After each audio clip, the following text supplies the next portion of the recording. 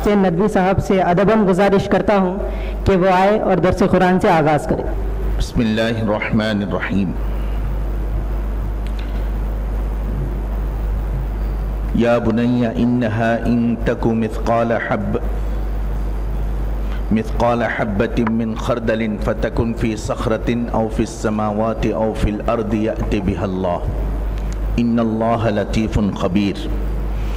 يا بني أقم الصلاة وأمر بالمعروف وانهى عن المنكر واصبر على ما أصابك إن ذلك من عزم الأمور ولا تسعر خدك للناس ولا تمش في الأرض مرحا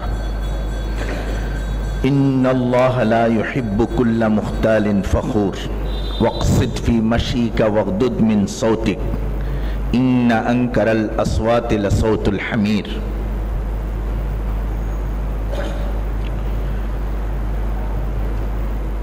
حضرت لقمان علیہ السلام نے کہا، اے میرے پیارے بیٹے، اگر ایک رائی کا دانہ کسی چٹان میں ہو جائے یا آسمانوں میں یا زمین میں تو اللہ اس کو لے آئے گا۔ بے شک اللہ ہر باریکی کا جاننے والا، ہر چیز کی خبر رکھنے والا ہے۔ اے میرے پیارے بیٹے، تم نماز قائم کرتے رہو، نیکی کا حکم دیتے رہو، برائی سے روکو، اور تم کو جو مصیبت پہنچے اس پر صبر کرو، بے شک یہ بڑی ہمت کا کام ہے۔ اور لوگوں سے تکبر کے ساتھ اپنا چہرہ نہ پھیرو اور نہ زمین میں اکڑتے ہوئے چلو، بے شک اللہ کسی اکڑنے والے متکبر کو پسند نہیں کرتا۔ اپنی رفتار درمیانہ رکھنا، اپنی آواز پست رکھنا، بے شک تمام آوازوں میں سب سے بری آواز گدھے کی ہے۔ صدق اللہ العظیم۔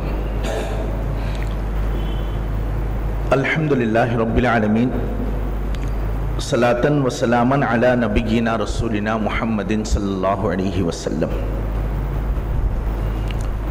رب کریم کا شکر اور احسان ہے کہ اس نے ہم اور آپ کو دین کی بلندگی اور اس کی اشاعت کی نسبت پر اللہ کے گھر میں جمع ہونے کی توفیق عطا فرمائی۔ احسان ہے اللہ کا اس توفیق پر۔ چند آیتیں سورہ لقمان سے آپ کے سامنے تلاوت کرنے کی توفیق ہوئی ہے، جس میں پہلی آیت میں یہ بات بتائی گئی کہ انسان جو بھی عمل کرے گا وہ اللہ کے پاس قیامت کے دن محفوظ پائے گا، اس میں سے کوئی بھی چیز نہیں چھٹے گی۔ دوسری بات جو بتائی گئی کہ جو اعمال ہم کرنے ہیں ان میں سے بلند ترین اعمال میں سے ایک نماز ہے، ایک بھلائی کا حکم ہے، ایک برائی سے روکنا ہے، ایک صبر کرنا ہے۔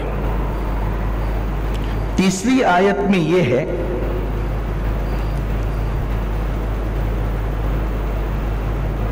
لوگوں سے بے رخی نہیں کرنا اور زمین پر فخر والا طریقہ نہیں اپنانا، غرور اور فخر والا طریقہ نہیں اپنانا، اپنی چال کو، اپنا طور طریقے کو درمیانہ رکھنا، ادب والا رکھنا، نرم باسلوک بامروت طریقے کو اپنانا۔ ان میں طبیعت کی انداز اور اطوار کی درستگی جو دوسروں کو ہیٹ کرتا ہو، دوسروں کو کھروچتا ہو، یہ اچھی چیز نہیں ہے. یہ آخری آیت میں بتائی گئی. اعمال، اخلاق، عقائد، اسلام کا یہ 3 شعبہ ہے. پورا علوم اسلام 3 شعبے میں تقسیم ہوتے ہیں. عقائد میں ہمارے بڑے گزرے ہیں ابو الحسن اشعری، ابو منصور ماتریدی. یہ وہ لوگ ہیں جو ہمارے دین کے بنیادوں کی تشریح کی ہے. اس کا آخری فرد ہمارے زمانے تک شاہ ولی اللہ، شاہ عبدالحق محدث دہلوی علیہم الرحمہ، یہ پرنسپل آف کریڈ ہیں، عقائد کے ستون لوگ ہیں. ملا جیون سے لے کر سعد الدین تفتزانی تک یہی بات ہے کہ علوم اسلام 3 حصے پر ہے: عقائد، اعمال، اخلاق. اس صورت کے اندر جو آیتیں آپ کے سامنے پڑھنے کی توفیق ہوئی، اس سے پہلے کی ایک آیت کو اگر ملا لیں تو حضرت لقمان علیہ السلام نے اپنے فرزند کو ترتیب وار یہ تینوں چیزیں سمجھائیں. پہلے کہا لا تشرک باللہ، عقیدے کو ٹھیک کیا. اس کے بعد کہا اقیم الصلاۃ، اعمال کی طرف توجہ دلائی. اس کے بعد کہا ولا تصعر خدک للناس، اور وقصد فی مشیک، اخلاق کی حقیقت اپنے بچوں کے سامنے واضح کی. یہ بنیادی چیز ہے. اگر انسان میں یہ آ جائے تو حضور اکرم صلی اللہ علیہ وسلم نے، ایک شخص نے جب یہ پوچھا مجھے کیا کرنا ہے، تو حضور نے فرمایا کچھ نہیں کرنا ہے، ایمان لے آؤ، اس پہ ڈٹ جاؤ. اب وہ شخص اگر ایمان لا کر اس پہ ڈٹنے تک رہ جاتے تو ان کی نجات ہو جاتی. نماز روزے کے ذکر اس لیے نہیں کیا کیونکہ وہ شخص پہلے سے متصف تھے، ان چیزوں کو وہ پالن کرتے تھے. اللہ تعالیٰ یہ اخلاق ہمیں بھی نصیب فرمائے اور ان سے ہماری زندگی کو مزین فرمائے. ایک چیز جس کی طرف گفتگو شروع ہو، حضرت لقمان علیہ السلام نے اپنے بچے سے کہا یا بنیا. اس پہلی آیت کی بات انشاءاللہ جتنا وقت رہے گا اتنی آپ کے سامنے میں معروضات کے لیے کوشش کروں گا اگر اللہ توفیق ہوئی. کہ اے میرے بیٹے، جو نصیحتیں ہوئیں وہ اپنی جگہ، یا بنیا نے جو مضمون دیا ہے پہلے وہ ہمیں لینا ہے. جب تک خلاصۃ الکلام تک ہم نہیں پہنچیں گے تب تک قرآن سے استفادہ ممکن نہیں ہے. حضرت عبداللہ ابن عباس نے حضور صلی اللہ علیہ وسلم کو استنجا کے وقت لوٹا لے کر رکھا پانی کا، تو وہ ایسے وقت میں پانی انتظام کیا کہ اس وقت ضرورت کچھ الگ تھی. اس پانی کی خدمت سے حضور بہت خوش ہوئے. تو حضور نے فرمایا آپ نے پانی کا انتظام کیا، آپ کو کیا چاہیے؟ عبداللہ ابن عباس حضور کے بھائی ہیں، کزن ہیں، حضور کے بھائی ہیں، ہمیشہ حضور کے ساتھ رہ جاتے تھے، اپنے والدین سے بھی زیادہ ان کے ساتھ، حضور کے ساتھ رہتے تھے. کیا چاہیے؟ تو حضرت عبداللہ ابن عباس نے فرمایا کیا چاہیے اس کو بھی معلوم کرنا بہت بڑی بات ہے، ہم کو کیا چاہیے. تو وہ بڑے لوگ تھے، اللہ نے ان کے دل میں ویسے ہی بڑاپن دی. کہا آپ جو دیں. تو حضور نے کہا اللہم علمہ الحکمہ، اللہ اسے قرآن کی خلاصہ سکھا دے. لفظ نہیں، لفظ تو ہے، قرآن کے اندر جو چھپے ہوئے حکمتیں ہیں چھپی ہوئی، وہ اس کو سکھا دے۔ وقت گزر گیا، حضور کی وصال کے وقت عبداللہ ابن عباس کی عمر 9 سال ہے، بہت کم عمر، یہ 9 سال سے پہلے یہ سب ہوا ہے، دعا وغیرہ۔ حضور کے وصال کے بعد ابو بکر صدیق کے پورے وقت گزرے، حضرت عمر خلیفہ ہوئے۔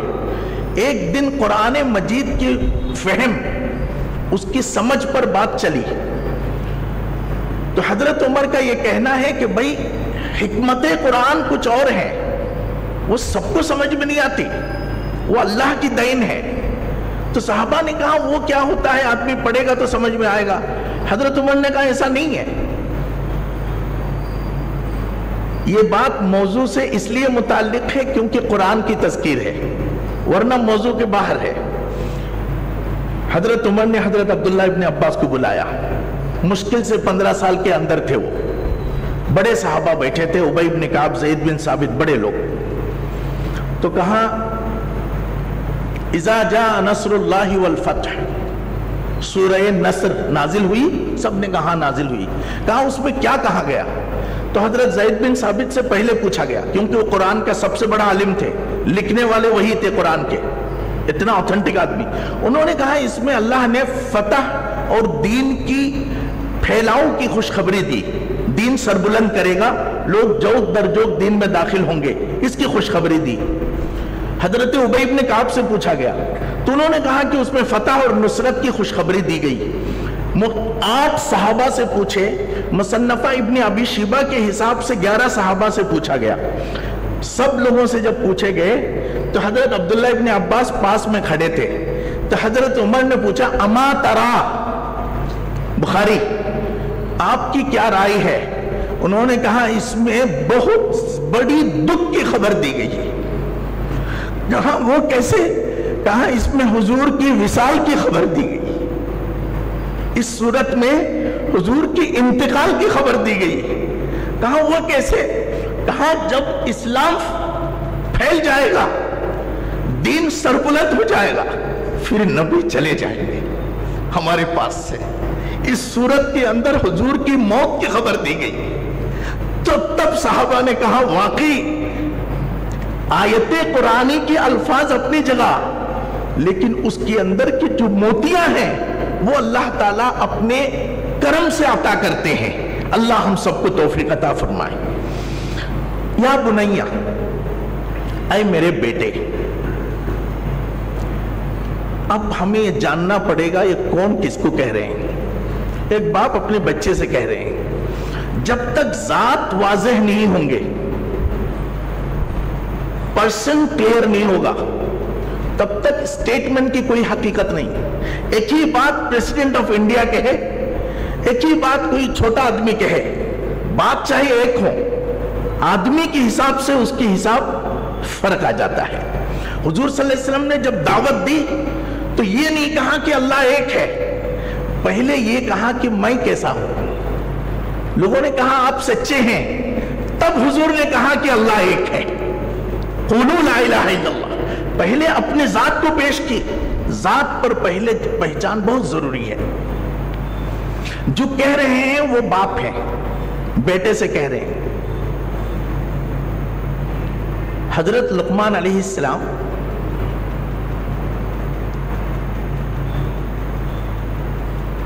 حضرت ابراہیم علیہ السلام کے بھائی تھے، آزر کی اولادوں میں سے تھے۔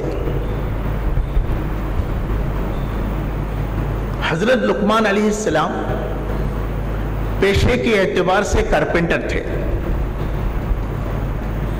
حضرت لقمان علیہ السلام حضرت داؤد علیہ السلام آنے سے پہلے تک پوری بنی اسرائیل کے چیف جسٹس تھے۔ ان کے زمانے میں حضرت داؤد علیہ السلام آئے۔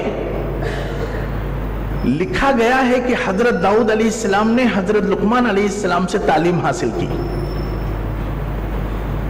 حضرت داؤد علیہ السلام استفادہ کیے حضرت لقمان علیہ السلام سے، بڑے قانون داں تھے۔ حضرت داؤد علیہ السلام اللہ نے انہیں حکمت عطا کی. جب وہ راستے میں چلتے تو درخت کا کوئی پتا اٹھ کر ان سے کہتے السلام علیکم تو وہ جواب دیتے. پھر وہ پتا کہتا کہ میں ہڈی کی دوا ہوں, میں بون کریک پاٹنے کا دوا ہوں. آگے جاتے کسی درخت کی جڑ یہ کہتی کہ اے اللہ کے بندے میں کینسر کی دوا ہوں. آگے جاتے کسی درخت کی چھال اٹھ کر سلام کرتے اور کہتے اگر کسی کے سر میں درد ہو تو میں اس کی دوا ہوں. یہ وہ شخص تھے جنہوں نے موت چھوڑ کر کائنات میں جتنی بیماری تھی ان تمام بیماریوں کے وہ معالج تھے. ایک شخص اگر دنیا میں یہ کلیم کر سکتا ہے کہ جس کے پاس کوئی پیشنٹ گیا اور وہ اچھا نہیں ہوا, حضرت لقمان علیہ السلام ہے. یہ پروفائل ہمیں بہت سے حساب ہیں, یہ ذرا ہم ذہن میں رکھ لیں. جس آدمی کے ہاتھ میں اتنی بڑی ٹیلنٹ ہو, جو آدمی انسانی خدمت کے اتنے بڑے کام پر ہو, وہ کتنا مصروف آدمی ہوگا. اللہ نے, ابن کثیر نے لکھا ہے کہ حضرت لقمان علیہ السلام سوئے ہوئے تھے, 1033 سال عمر پائی ہے, وہاں سے لے کے داؤد علیہ السلام تک آ گئے. وہ ایک فرشتے نے آ کر کہا کہ اللہ نے آپ کو کہا یا تو نبوت لے لو یا تو حکمت لے لو. تو حضرت داؤد علیہ السلام نے کہا یہ اختیار ہے, آپشن ہے؟ کہا ہاں آپشن ہے. تو کہا کہ میں نبوت نہیں لیتا, مجھے حکمت دے دو. تو آواز آئی کہ آئی لقمان, کیا کیسا کام کرتے ہو, نبوت چھوڑ دی, خلافت بادشاہت چھوڑ دی, حکمت لے لی. تو انہوں نے کہا نہیں, اگر اللہ نے اختیار دیا تو میں عافیت چاہتا ہوں. نبوت ذمہ داری ہے, لوگوں کے فیصلے کرنے پڑیں گے, اگر اس میں غلطی بھی ہو سکتی ہے, سچائی بھی ہو سکتی ہے. اگر غلطی ہو گئی تو میری وجہ سے کتنے لوگوں کا نقصان ہوگا, میں کیوں دوسروں کے نقصان کا ذمہ دار بنوں, اس لیے میں نے حکمت لے لی. تو حضرت فرشتے نے آواز دی, تم نے اپنی اہلیت سے بڑھ کر کا عہدے کو ٹھکرا کر خدا کے سامنے یہ ثابت کر دیا کہ تم حکیم ہو. بڑی ہی توجہ کی بات ہے. جس چیز کے لیے تم اہل نہیں ہو, جو ذمہ داری تم ادا نہیں کر سکتے, اس ذمہ داری سے خود کو ہٹا کر خدا کے سامنے تم نے اپنی بڑپن پیش کی, تو اللہ نے کہا کہ میرا لقمان حکیم ہے, حقیقت کو پا لینے والا ہے. حضرت لقمان علیہ السلام اتنے مصروف آدمی, اپنے بچے کو بلا کر وہ نصیحت کرتے ہیں. پتا چلا کہ ماں باپ کی جو ذمہ داریاں ہیں, بچوں کی جسم پر پالنا, نوکریاں دلانا, انہیں زندگی کے لیے مضبوط کھڑا کرنا, یہ ایک چھوٹا حصہ ہے. آخرت کے لیے ان کو تیار کرنا, یہ ماں باپ کی بڑی ذمہ داریوں میں سے ہے. 2-4 ماسٹر رکھ کر وہ اپنے بچوں کو پڑھا سکتے تھے, تربیت دے سکتے تھے, لیکن اللہ تعالیٰ کے فرامین ان کے سامنے تھی. اولاد کیا ہے وہ حقیقت کو سمجھ چکے تھے, اس لیے انہوں نے کہا نہیں, ڈاکٹری میں چھوڑ دو, علاج میں چھوڑ دو, یہ میرے لیے ضروری کام نہیں ہے. کوئی بیمار آ کر مجھے قیامت کے دن گریبان نہیں پکڑے گا کہ تم نے مجھے علاج نہیں کی, لیکن میرے بچے قیامت کے دن میرے گریبان پکڑ لیں گے کہ میں چور بنا, تم نے میری ہدایت نہیں کی, میں ڈاکو بنا, تم نے میری تربیت نہیں کی. اللہ نے کہا وَقَالَ الَّذِينَ كَفَرُوا رَبَّنَا أَرِنَا الَّذَيْنِ أَضَلَّانَا مِنَ الْجِنِّ وَالْإِنسِ, کہ اے اللہ جس نے ہم کو جہنم میں جانے کے لیے سبب بنے, جہنم میں بعد میں جاؤں, पहले उनको मेरे सामने करो, मैं अपने जूतों से उनको रोन दूं। ये वही लोग कहेंगे जो आपकी दौलत में आज पल रहे हैं, आपकी हड्डियों से घुले हुए पैसों से बड़े हो रहे हैं, जिनकी नाज और नेमतें देखकर आप खुश हो रहे हैं। क़यामत के दिन ये गरेबान पकड़ लेंगे। जब उन्हें जहन्नम की होलनाक आग दिखेगी तो उनको लगेगा कि मेरी बर्बादी के पीछे मेरे बाप जिम्मेदार है, मेरी माँ जिम्मेदार है। इसलिए जितने भी बड़े थे जिन्होंने अल्लाह के फरमान को समझा था, सब कुछ एक तरफ रख दिया, अपने घर की तरबियत के पीछे उन्होंने जिंदगी लगा दी, उन्होंने उस पर कुर्बान कर दिया। उसूल ये नहीं है कि आप तरबियत दें और बच्चे वली बन जाए। साथ में बात ये है, आप तरबियत करें और बच्चे वली बन जाए, दरवेश बन जाए, ये प्रिंसिपल नहीं है। अल्लाह ने कहा तुम्हारा काम सिर्फ मेहनत करना, बच्चा डाकू बन जाए तो बन जाने दो। अब ये यजीद है, हजरत अमीर मुआविया ने उनको नहीं बनाया, उन्होंने उन पर मेहनत की। हजरत अमीर मुआविया ने मेहनत की, हजरत अमीर मुआविया ने पढ़ाया, हजरत अमीर मुआविया ने सिखाया, सब कुछ की, शख्सियत बदल गई, कोई तकलीफ नहीं। हजरत नूह अलैहिस्सलाम ने मेहनत की, जिंदगी गुजार दी, सर झुकाए, हाथ मार लिए, सब बच्चे आ गए, लेकिन एक नहीं आए। अल्लाह ने हजरत नूह अलैहिस्सलाम से कहा ठीक है, ये नहीं आया, सजा नहीं है, लेकिन ये तुम्हारा नहीं है। मेहनतें लोगों ने औलाद के मुतालिक बड़ी की। हजरत इब्राहिम अलैहिस्सलाम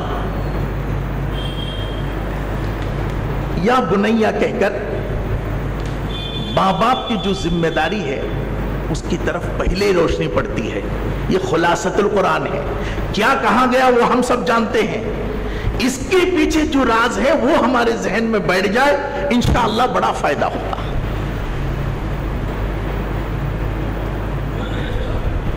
हजरत इब्राहिम अलैहिस्सलाम बड़ी मन्नतों के बाद अल्लाह ने उनको एक बेटा दिया। 90 साल उम्र हो गई थी। हजरत इस्माइल के हाथ सीने में रखते तो हजरत इब्राहिम को नींद आती रात भर वो हाथ सीने में होते, अगर हट जाता हजरत इब्राहिम अलैहिस्सलाम की नींद खुल जाती। जब हजरत इस्माइल दूध पीने से निकलकर उछलने कूदने लगे, बाप बता सकते हैं कि बच्चा जब कूदने लगता है तो उस वक्त जिंदगी के तमाम ख्वाहिशात मौसम एक जगह होकर उस पर मरकूज हो जाते हैं। जब थोड़ा बड़ा हुआ, सारी चार आसें उन पे लग गई, अल्लाह ने कहा इसको ज़बा कर दो। हजरत इब्राहिम अलैहिस्सलाम अल्लाह के हुक्म मानने वाले हैं। उन्होंने कहा एकदम अजीब बात है, मैं ख्वाब देखा हूं, क्या बहुत बड़े आदमी से बताया जा रहा है, छोटा सा बच्चा है। हजरत इब्राहिम अलैहिस्सलाम मैं ख्वाब देखा हूं, मैं तुमको ज़बा कर रहा हूं। बच्चा भी खेलते खेलते बोल दिया ऐसा देखें तो ठीक है, कोई बात नहीं, ज़बा कर दीजिए। फलम्मा अस्लमा वतल्लहु लिलजबीन, कुरान ने हजरत इब्राहिम की इश्क बयान कम किया है, हजरत इस्माइल की इताअत बहुत ज्यादा बयान की। किसने सिखलाया इस्माइल को आदाब फर्जंदी। बच्चों की तरबियत में एक है बेटा अल्लाह है, बेटा हुज़ूर मोहम्मद सल्लल्लाहु अलैहि वसल्लम अल्लाह के रसूल हैं, ये मुख्तलिफ चीजें हैं, लेकिन तरबियत नहीं हो पाती। इसलिए नहीं हो पाती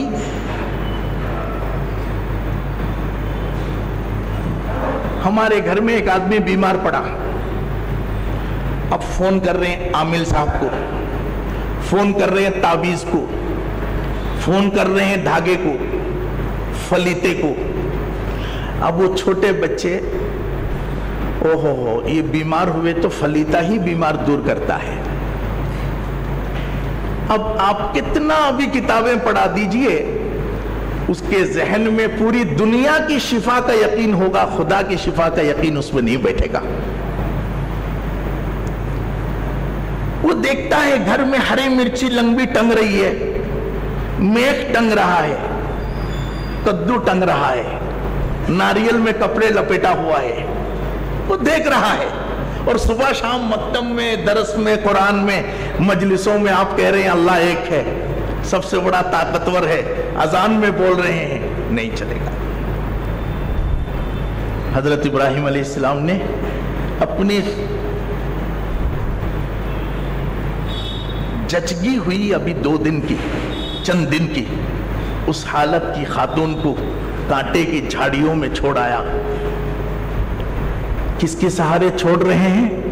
اللہ ہے، یہ کہہ کر چھوڑ آگے۔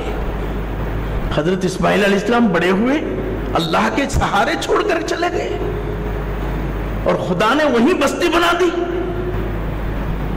انہیں توحید کی بڑی پاٹ پڑھانے کی ضرورت نہیں پڑی۔ ماں باپ کی خدا ترسی، توکل اور خدا پر بھروسہ ان کے اندر سرائب کر گئی۔ اس کے بعد اگر جب ان سے کہا گیا، اللہ نے کہا تم کو ذبح کرو، تو انہوں نے کہا کانٹے کی جھاڑیوں میں جس نے میری ماں کی حفاظت کی، آج بھی وہی حفاظت کریں گے، کٹ دو کاٹ دو، کوئی تکلیف نہیں ہے۔ حضور اکرم صلی اللہ علیہ وسلم کی تربیت، ہم کتنے محنت کر رہے ہیں بچوں کو کھلانے، میرا بچہ اچھا پہنے، اچھا اسکول میں پڑھے، اچھی کھائے، اچھا رہے۔ جنگ کے بعد جب غنیمت کی تقسیم ہو رہی تھی، لوگ لائن لگائے، حضرت علی میدان جنگ میں بیمار پڑ گئے، گھر میں آ کر کپڑے اوڑھ لیے، کہا کہ وہ ہمارے حصے کا جو کچھ آتا ہے تم جا کر لے کر آؤ، میں نہیں جا سکتا، مجھے بیمار ہے۔ حضرت فاطمہ نے کہا کہ میں کہاں جاؤں؟ کہا نہیں تم ہی چلی جاؤ۔ تو دوسرے شہداء کی خواتین کے ساتھ حضرت فاطمہ بھی اپنے شوہر کی بات سن کر لائن لگا لی۔ لائن میں جب حضرت فاطمہ کا نمبر آیا تو حضور ایسے دے رہے تھے، جیسے ہی حضرت فاطمہ سامنے آئیں، حضور نے اپنا چہرہ موڑ لیا، ادھر سے بانٹنا شروع کیا۔ جب حضرت فاطمہ لائن سے ہٹ گئی، پھر ادھر دینا شروع کیا۔ ایسا کرتے کرتے سارے لوگ سب کچھ لے کر چلے گئے۔ حضرت فاطمہ روتی ہوئی درخت کے پاس کھڑی ہو گئی۔ حضور نے حضرت فاطمہ سے کہا آؤ۔ تربیت اس طرح سے چھین کر بچوں کا پیٹ بھرنے کی تربیت کرتے ہوئے دیکھنے والا جب بڑا ہوگا وہ بھی ہاتھ مارے گا، وہ بھی چھینے گا، وہ بھی غصب کرے گا۔ یہ ٹیکسٹ کی نصیحت بیکار ہے، کردار کی نصیحت اصل ہے۔ سب چلے گئے، مال خالی ہو گئے۔ حضور نے کہا آؤ۔ کہا ابا جان 5 بار سامنے آیا ہوں، آپ نے مجھے نہیں دیکھا؟ کہا تم کو ہر بار دیکھا ہوں، جب آ رہی تھی تب بھی دیکھا ہوں، جب لائن میں تھی تب بھی دیکھا ہوں، لیکن میں تم کو دینا نہیں چاہتا تھا۔ کہا میرے بچے بیمار ہیں، میرے شوہر بیمار ہیں۔ کہا ایسا ہے، لے کے جاؤ، سبحان اللہ والحمدللہ ولا الہ الا اللہ واللہ اکبر، یہ لے کر جاؤ۔ ہر ایک کلمے میں جنت میں لاکھوں درخت بن جائیں گے۔ ماں باپ ہونا خوش قسمتی ہے، ذمہ داری بہت بڑی ہے۔ اللہ ہمیں توفیق عطا فرمائے۔ پہلی آیت میں یہ کہا گیا ہے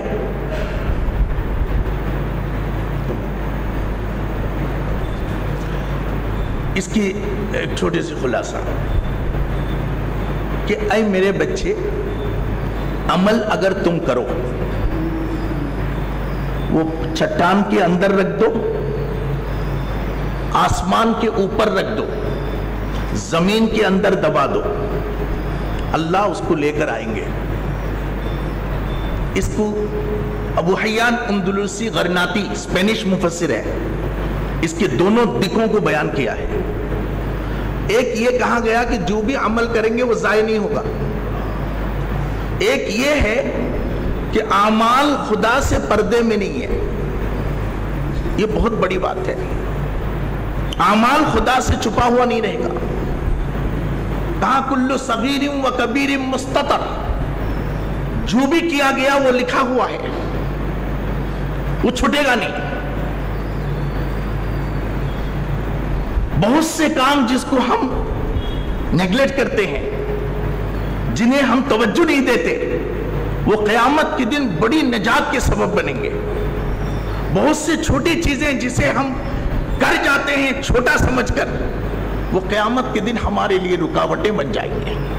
ایک شخص کا مسلم شریف میں ہے جنت کا فیصلہ ہو چکا ہے، وہ اپنا پروانہ لے کر جنت کی طرف جا رہا ہوتا ہے، راستے میں ایک خاتون کھڑی ہوگی اور وہ اس کو پکڑ لے گا۔ کہاں جاتے ہیں؟ کہاں ہمارا جنت کا ہو گیا ہے، کہاں ٹھیک ہے لیکن میرا حساب کر دو بس۔ وہ جو آنسو آپ نے ہمیں دیے تھے اس کے ہر قطرے خدا کے پاس ہے، اس کا حساب کر دو، جنت میں چلے۔ مسلم شریف میں ہے کہ اس کو پکڑ لیا جائے گا، اب ان میں درمیان ڈیل کی جائے گی۔ وہ کہے گا ایک ایک قطرہ آنسو کے بدلے میں تمام نیکیاں دے دو، میری تمام گناہ تم لے لو۔ ہر چیز لکھا ہوا ہوگا، کوئی مس نہیں ہوگا۔ امام احمد بن حنبل کے ایک پڑوسی تھے، بڑے اچھے تاجر، اللہ والا، سچے۔ ان کا انتقال ہوا تو امام احمد بن حنبل خود جا کر تجہیز تکفین میں شریک ہوئے، خود نہلایا۔ امام احمد بن حنبل نے نہلایا۔ 12 لاکھ حدیثوں کے حافظ امام احمد بن حنبل، امام بخاری کے استاد، امام مسلم کے استاد، امام دارمی کے استاد، اپنے ہاتھوں سے نہلایا، کفن خود پہنایا، نماز جنازہ خود پڑھی، قبر میں اتارا، مٹی وغیرہ خود ڈالے، گھر پہ آئے۔ سارا محلے میں اللہ ولی آدمی تھے، اللہ کا بڑا نیک بندہ تھا، سب جگہ چرچے ہیں، انہی کی اصول کو یاد کیا جا رہا تھا۔ حضرت امام احمد بن حنبل نے خواب میں دیکھا۔ خوابوں کی بڑی حقیقت ہے، بخاری شریف میں 1 ڈزن خواب بیان ہوئے ہیں، 1 ڈزن خواب بیان ہوئے ہیں بخاری میں۔ خوابوں کی بڑی، آپ خواب سمجھ کر اس کو ایک حساب میں مت رکھیں، ہم اور میں دیکھوں تو غلط ہو سکتا ہے۔ احمد بن حنبل اگر خواب دیکھے تو وہ نبوت کے 40واں حصہ ہے، وہ یہ بھی بخاری شریف ہے۔ خواب میں دیکھا آگ کے بیچ میں، لپیٹ کے بیچ میں چیخ رہا ہے، احمد احمد۔ امام احمد بن حنبل نے کہا کیا ہوا حضرت؟ کہا کہ میں تو بہت پھنس گیا ہوں۔ کہا تم پھنس گئے؟ تہجد گزار، شب زندہ دار، روزے دار، حاجی، تم پھنس گئے؟ کہاں پھنس گئے؟ کہاں کیسے پھنسے؟ کہاں مجھ سے نماز کا حساب لیا گیا مکمل، روزہ مکمل، سارے اعمال مکمل۔ اتنے میں ایک آدمی آیا، اس نے آ کر کہا کہ اس آدمی کا کھاتا لاؤ۔ لایا گیا، کہا اس کے اوپر 15 تھیلے اناج لوگوں کا غبن ہے۔ کہا میں اٹھ کے بیٹھ گیا، میں جب بھی دیا 1 مٹھی زیادہ دیا، کم نہیں دیا۔ تو کہا کہ نہیں، آپ جب ترازو پکڑتے تھے اس کی رسیوں میں 1-2 دانہ رہ جاتا تھا لگ کے، نہ تم نے کبھی دیکھا نہ سامنے والے نے غور کی، لیکن خدا کی کتاب میں چڑھ گیا۔ وہ 1-1 دانہ شمار ہو کر 15 تھیلے بنتے ہیں۔ نماز تیری مکمل ہے، روزہ تیرے مکمل ہے، لیکن وہ دانہ حساب میں آ گیا۔ یہ 15 تھیلے چکتا کرو، اس کے بعد جنت چلے جاؤ۔ اللہ ہمیں حفاظت فرمائے۔ اللہ ہم سب کو قرآن مجید کی تمام اصول اور قوانین کو جاننے کی توفیق عطا فرمائے۔ اللہ پر یقین، آخرت پر یقین، حساب پر یقین نصیب فرمائے۔ سبحان اللہ وبحمدہ، سبحان اللہ العظیم، سبحانک اللہم وبحمدک، نشہد ان لا الہ الا انت، نستغفرک ونتوب الیک۔